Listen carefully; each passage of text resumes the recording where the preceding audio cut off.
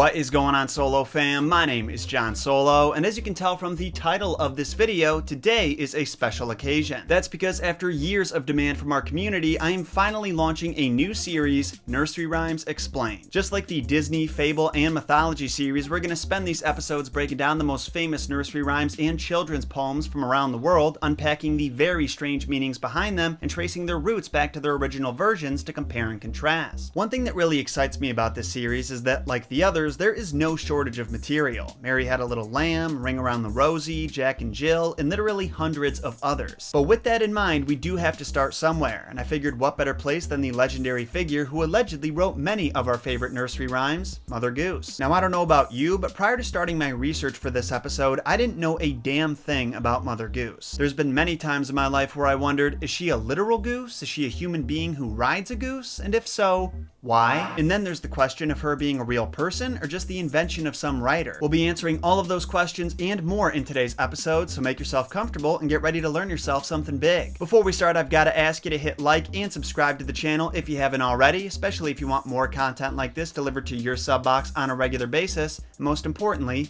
enjoy.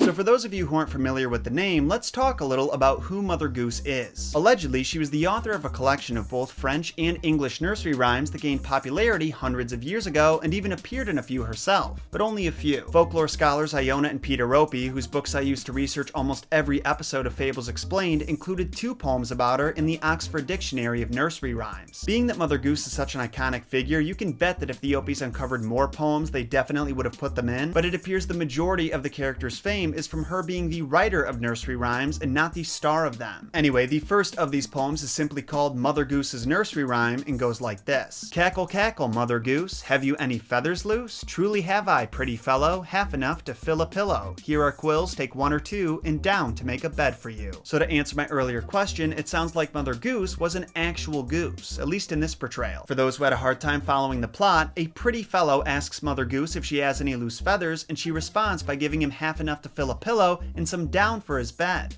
That's the whole thing. Not exactly a riveting story, but I think that's something you'll find in a lot of poems as this series goes on. It's the rhythm and writing style of nursery rhymes that makes them popular, not necessarily what they're about. Now, this next poem, called Old Mother Goose or Mother Goose's Golden Egg, was published in Britain in 1815 by T. Batchelor. It's a little bit longer than that last one, and just a heads up, a little bit anti-Semitic. It's nothing crazy, no slurs or anything like that, but it does lean on some Jewish stereotypes. And I know that our community is smart enough to not try and cancel me for simply reading the poem in an educational context, but I do want to specifically ask that any BuzzFeed journalists watching this take a chillaxative and try not to pull any shenanigans like that. Capiche? Old Mother Goose, when she wanted to wander, would ride through the air on a very fine gander. Ah, so instead of being a goose in this version, she simply rides a goose. Interesting. Mother Goose had a house, 'twas built in a wood, where an owl at the door for sentinel stood. This is her son Jack, a plain-looking lad. He is not very good, nor yet very bad. She sent him to market, a live goose he bought. Here, mother, says he, it will not go for naught. So basically, Mother Goose sent her son Jack to the market, and he bought another goose. What's so special about this goose? We'll just have to wait and see. Jack's goose and her gander grew very fond. They'd both eat together or swim in one pond. Jack found one morning, as I've been told, his goose had laid him an egg of pure gold. Jack rode to his mother, the news for to tell. She called him a good boy and said it was well. So basically, Jack was right. The goose was a great investment because it laid golden eggs. Jack sold his gold egg to a rogue of a Jew who cheated him out of the half of his due. What I tells ya. Then Jack went a-courting a lady so gay, as fair as the lily and sweet as the May. The Jew and the squire came behind his back and began to belabor the sides of poor Jack. The old Mother Goose that instant came in and turned her son Jack into famed harlequin. She then with her wand touched the lady so fine and turned her at once into sweet Columbine. So in other words, now that Jack was rich, he had the confidence to find himself a pretty young thing. And while they were hanging out, the Jew and squire showed up and started arguing with him about where he got the golden egg. Then Jack's mom came in and turned Jack into a harlequin duck and his lady friend into a columbine flower. The gold egg into the sea was thrown then when Jack jumped in and got the egg back again. The Jew got the goose, which he vowed he would kill, resolving at once his pockets to fill. Oh, it's getting exciting now. Jack's mother came in and caught the goose soon, and mounting its back, flew up to the moon. Now, if that wasn't a roller coaster of a story, I don't know what is. To recap that ending, Mother Goose throws the golden egg into the sea so the squire and Jew can't get it, but since Jack is now a duck, he can. Meanwhile, the Jewish fella grabs the goose and threatens to kill it, but somehow Mother Goose gets it back from him and flies it to the moon. I can't believe they haven't made a movie out of this one yet. In all seriousness though, it was turned into a full-length children's story in 1875 by Joseph Martin Kronheim. I won't bother breaking that one down because the plot is pretty similar, but Kronheim does add some details that make the story a little more coherent. He explains that Mother Goose sent Jack to the market to buy a companion for the goose that she was riding in the beginning. It details how Jack saved his lady friend from bandits and that's how she fell for him, and it also adds that the squire who came to argue with Jack along with the Jew was the father of his newfound love interest. I put a link to the story in the description if you want to read it yourself, but now I want to break down the true identity of Mother Goose and where she may have come from.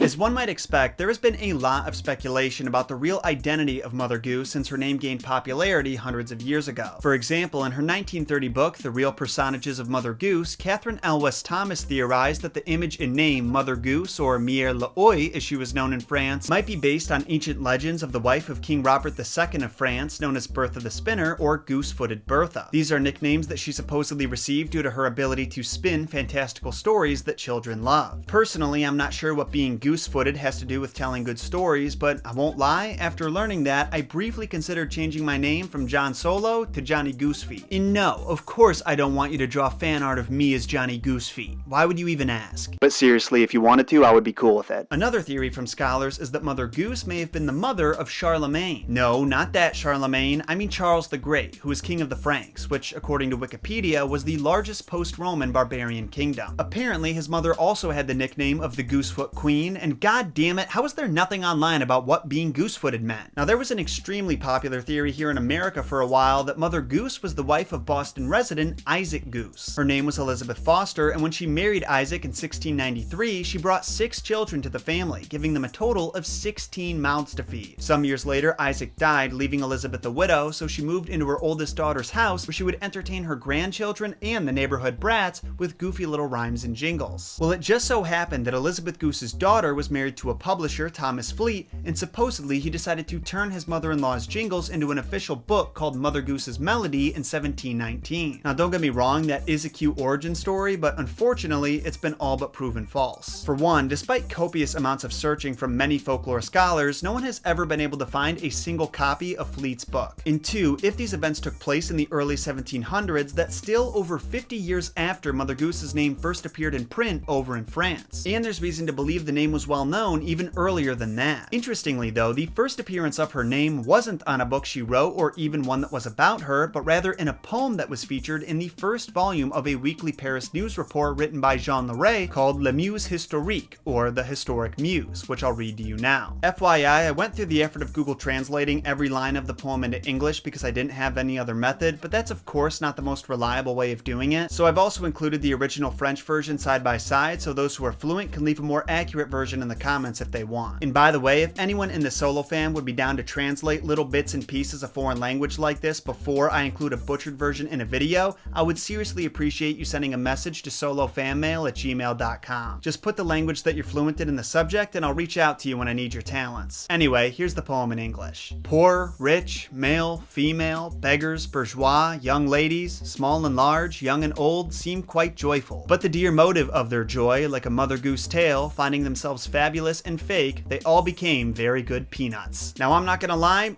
I don't know what that means, and I am positive that Google Translate botched that last line. But it sounds like everyone that Gene could possibly think of is trying to appear happy, when in reality, it's all an act. For today's purposes though, that doesn't really matter. What's important is that line, like a Mother Goose tale. The fact that this was written in a public newspaper shows that the majority of readers would know what that meant. So even though we can't find any written examples of the name being used before that, or any records of someone being known as as Mother Goose, we can form the logical conclusion that the name was known in France even before 1650. Then a few decades later, in 1695, which was still before Thomas Fleet supposedly published Mother Goose Melody, a French author named Charles Perrault published his book Histories or Tales from Past Times. The reason this is significant is because there's an illustration in the opening pages of the book that shows a woman telling stories to a group of children, and there's a plaque on the wall behind her that says Mother Goose's Tales, only it's written in French. It wasn't until the book was translated and published by John Newbery in 1729 that the name first appeared in English and soon became popular in countries like Britain. And from there, we can logically assume that Mother Goose's name and her poems were brought to America, where her legacy has continued to live on in the form of dozens, if not hundreds of other authors using her name to sell their own interpretations of her stories. And speaking of interpretations of her stories, there was a play written in 1902 where comedian Dan Leno played Mother Goose in what has to be the most terrifying portrayal of all time in a story where she's tempted with riches by the devil himself. It's not exactly relevant to the rest of what we talked about, but after seeing that picture, I just had to share the nightmare fuel with you guys. Anyway, those are the messed up and mysterious origins of the notorious Mother Goose. Got any thoughts? Personally, I was a little disappointed that we couldn't confirm her real identity, but after how many episodes of this show we've done, I'm finally getting used to these trails going cold. But yeah, give me your reaction to the history, the poems, or this thing in the comments down below. But on that note, Solo fam, we're gonna wrap this shit up. Before you head out, make sure to like and subscribe because it helps the channel out a whole lot. And follow me on all the social medias, because even though I hate the social medias, they're a great way to stay updated on channel news, get hints about upcoming videos, and send suggestions my way. And don't forget to follow my son and our channel mascot, Gunther, too.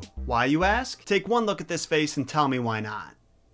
I also want to let you all know that Lauren and I are going out of state next week for reasons I will disclose to you eventually, but as a result, we'll be doing another fun video kind of like our last one instead of a messed up origin, so make sure you tune in for that. But until that day comes, Solo fam, my name is John Solo. Remember to stay safe out there, and of course remember, John shot first.